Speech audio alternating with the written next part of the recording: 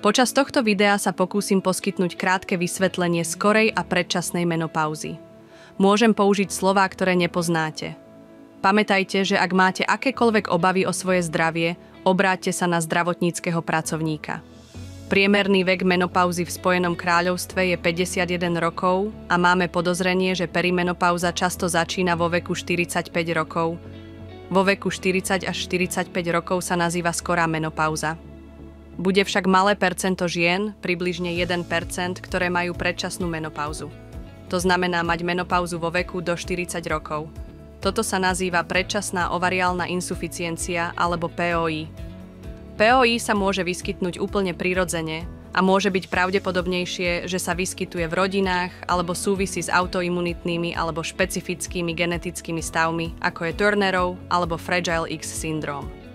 Alternatívne k POI môže dôjsť v dôsledku účinku iných liečebných postupov, ako je chemoterapia, radioterapia alebo chirurgický zákrok. Diagnostikuje sa kontrolou hladiny FSH v krvi.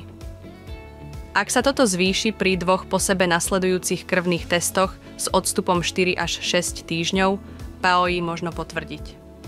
Ak sa POI nelieči, môže ovplyvniť kvalitu vášho života a má dlhodobé dôsledky na zdravie srdca a kostí a môže viesť k skráteniu očakávanej dĺžky života.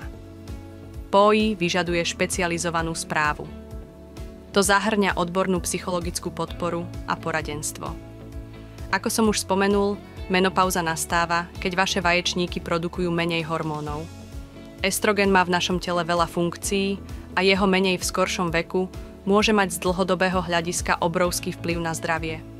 Jedným z dôsledkov môže byť neplodnosť. Vieme, že to môže byť zničujúce pre niektoré ženy s predčasnou ovariálnou insuficienciou, najmä pre tie, ktoré si ešte nezaložili rodinu, a to si môže vyžadovať odborné poradenstvo a intervenciu v oblasti plodnosti.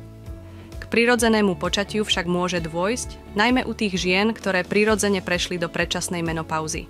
Ak teda nechcete otehotnieť, aj tak je dôležité, aby ste v užívaní antikoncepcie pokračovali. Estrogen tiež hrá dôležitú úlohu v zdraví našich kostí.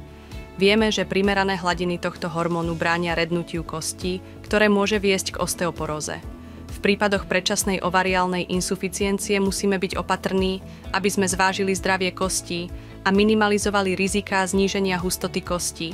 To sa dá dosiahnuť zmenami životného štýlu, liekmi alebo hormonálnou substitučnou liečbou HRT. Ďalšia kľúčová úloha estrogénu je v našom cievnom zdraví. Mám tým na mysli prevenciu upchávania ciev, ktoré môže viesť k srdcovým ochoreniam a niektorým typom demencie. Všetky tieto riziká možno znížiť životným štýlom, ale možno ich znížiť aj pomocou HRT.